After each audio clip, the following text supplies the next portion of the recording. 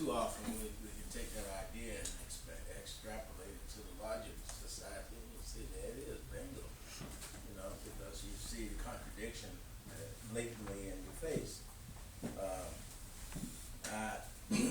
One thing that impressed me was the court demands. I thought that they put back here on the first of the year that they put forward.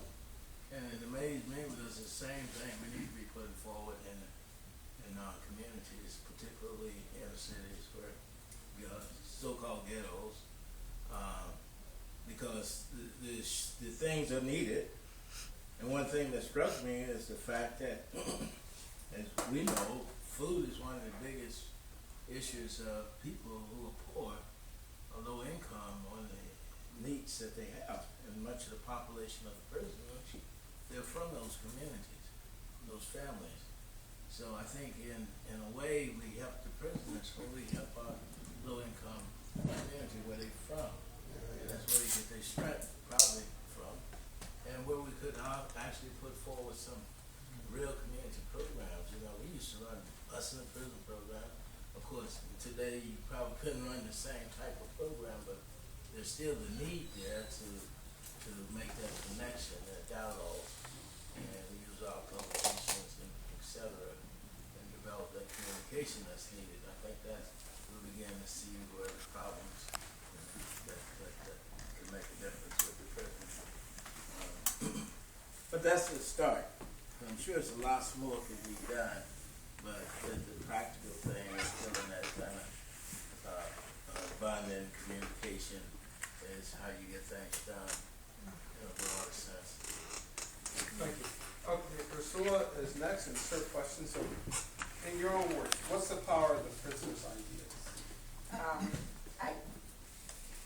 There is a whole population of people that we wish could be here, but obviously they can't because they're in prison. So I wanted to quote something from them because, and here's one statement that someone made to me when I was visiting.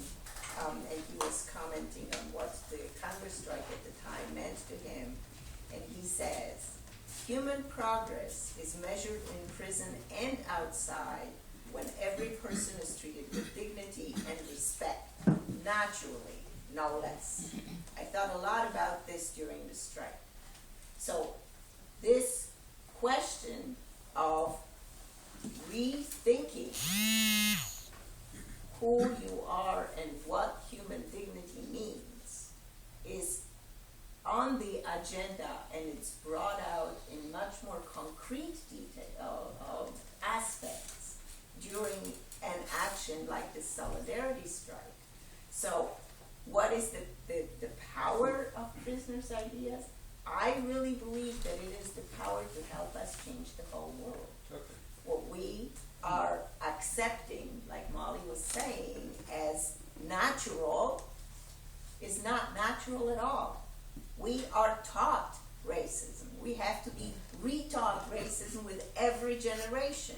It's not natural. It's not in white people's genes to hate black people. It's not, that's not who we are as human beings. The other quote that I was looking for is actually someone saying that when you snitch, when you succumb, when you are broken, what that produces is a person in conflict with themselves. This is the insight that prisoners have into how do you keep your moral compass. So yes, you may have to compromise. You may have to say, okay, we're only getting watch cops, it's progress. We're only getting art supplies, well, it's progress, whatever. But you don't compromise why it is that you demanded the watch cops and the art supplies. It was to be treated as a human being, to have your humanity recognized. And that is something that we